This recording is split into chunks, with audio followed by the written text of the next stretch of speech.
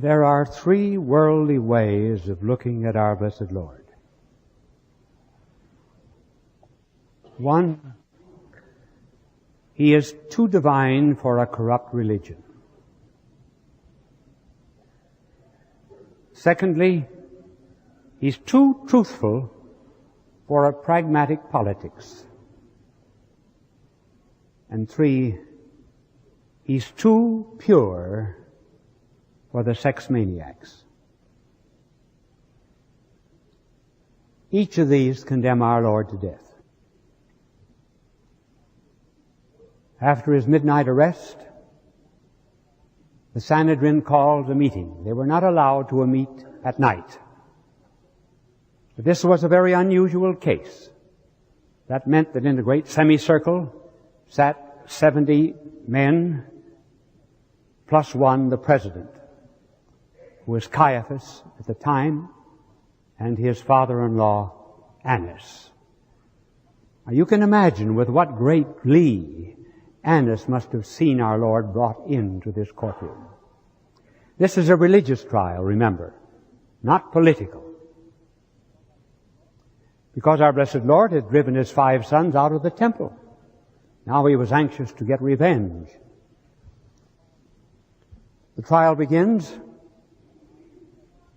Caiaphas says to the Lord, "Tell us about your doctrine and your disciples." Why did he ask that question? He was insinuating that our blessed Lord was a kind of a revolutionist, and that what He was saying publicly was not His real doctrine. Now Caiaphas wanted to hear really, what is your revolutionary philosophy? Who are your revolutionary followers? And our blessed Lord answered, "You have heard what I have said, and my disciples have given testimony of me." Seeing that he could get no information from our blessed Lord concerning a revolution, Caiaphas now calls witnesses. And the witnesses all testified concerning that word he used in the temple. "Destroy this temple, and in 3 days I will rebuild it." But they could not agree as to what he said. So there was no way of condemning our Lord on the testimony of witnesses. As a matter of fact, there was no reason why He should have been arrested in the first place. So Pilate now, Caiaphas now, resorts to an oath. And every loyal Israelite was bound to answer when that oath was invoked. Caiaphas said, "I adjure thee, by the living God,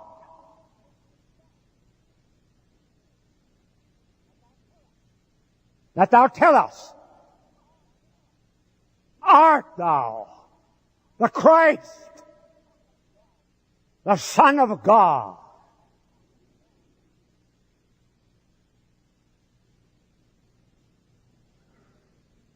"I am."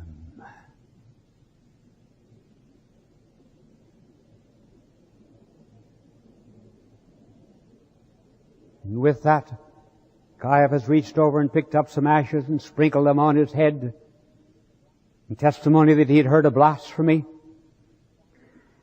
And then reached down and took his priestly robes and rent them from bottom to top, which he was bound to do whenever he heard a blasphemy.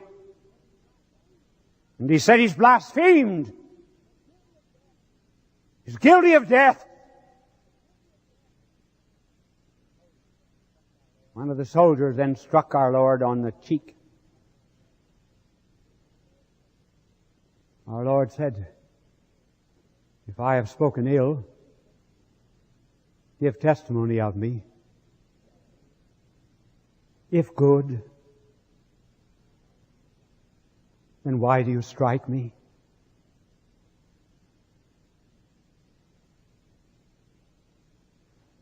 That night he was subjected to punishment. They blindfolded him, asked him then to prophesy who struck him, hit him with sticks and amused themselves until morning when the civil courts opened. So now they bring our blessed Lord as a prisoner to Pilate. Remember, Pilate is the representative of the Roman governor, which is an authority. And the Jews had not the power to kill. That belonged to the Romans. They would not enter into the house of Pilate because that would have profaned them. So Pilate goes out to them, and seeing the prisoner, says, "What charge do you bring against this man?"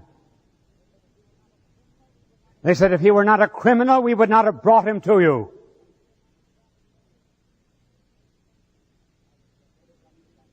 Pilate said, "Then judge him by your law."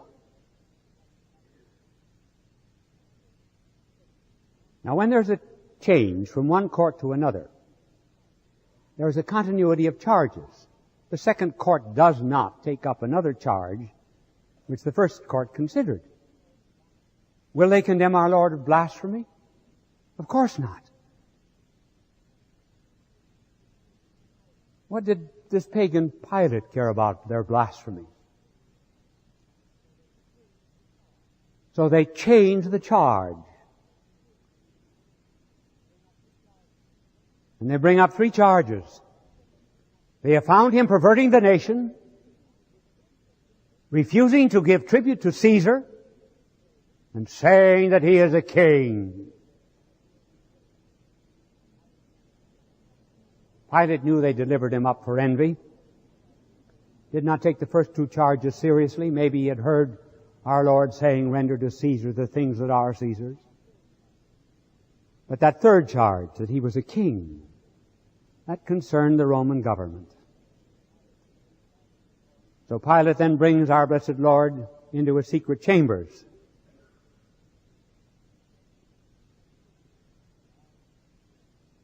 "Are you a king?" "I am." "But my kingdom is not of this world. For if it were, my disciples would have striven to have released me."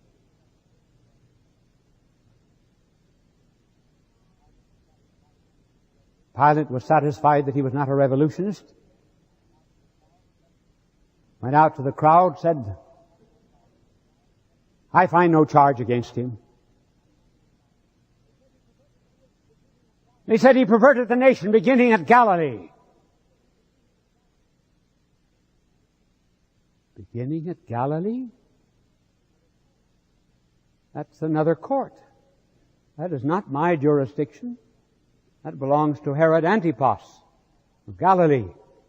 And Herod Antipas was in Jerusalem at that particular time for the Passover. So Pilate was very happy he could get our Lord off his hands. He was in the Galilean jurisdiction, therefore he would go to Herod. Now Herod is the sensualist. He had abandoned his own wife, who was the daughter of King Aretas of Persia, and had stolen Herodiad, the wife of his brother Philip, and brought her to live in his great palace at Machaeus. John the Baptist had condemned him, and then Herod had murdered John the Baptist. Our Lord is now standing before a man who had defied every grace that God had ever given him. Sensualists kill the spirit. This man who was totally given over to the flesh was impossible of understanding the spiritual, for the flesh lusteth against the spirit. But Herod was very glad to see him. Hoped he'd work a few miracles. Maybe change water into wine.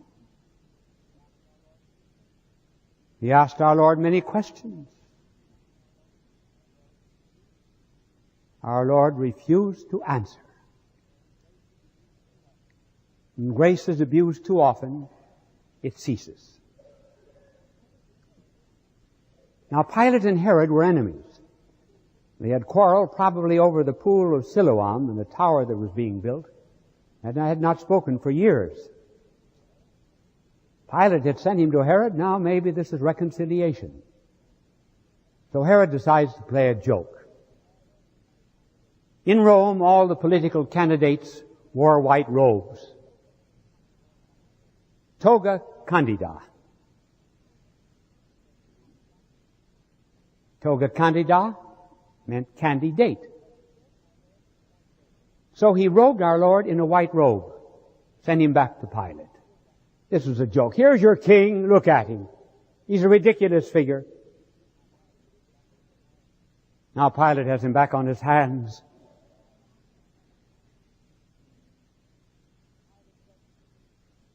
And Pilate said, well, I will give you a choice. I will take one of your criminals, Barabbas, let you choose between the two. So he brought out Barabbas, who was a revolutionist, and our blessed Lord, and he said, which of the two will you that I release unto you?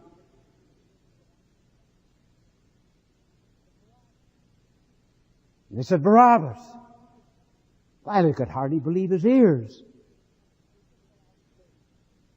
So he said, well, I'll scourge him and let him go.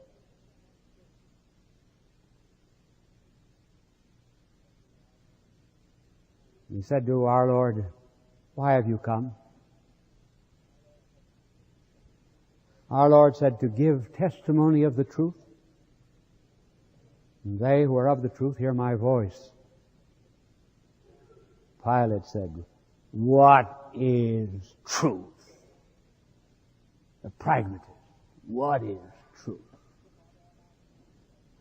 He took our Lord out again before the mob.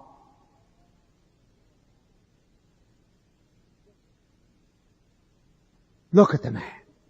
Look at him.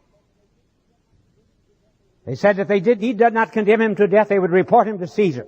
That was enough. Pilate did not want to lose his position as procurator. He would not be reported to death to Caesar. And so our blessed Lord is told, I will deliver you over to them. Iad cruce.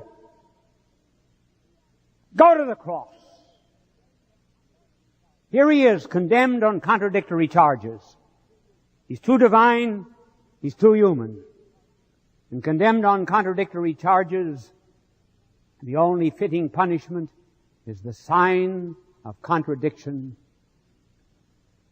which is the cross. And our blessed Lord is led to his death. Condemned by religion, condemned by the state. He is too divine for some religious. He's too truthful for some statesman. He's too pure for the erotomaniacs. So he must die.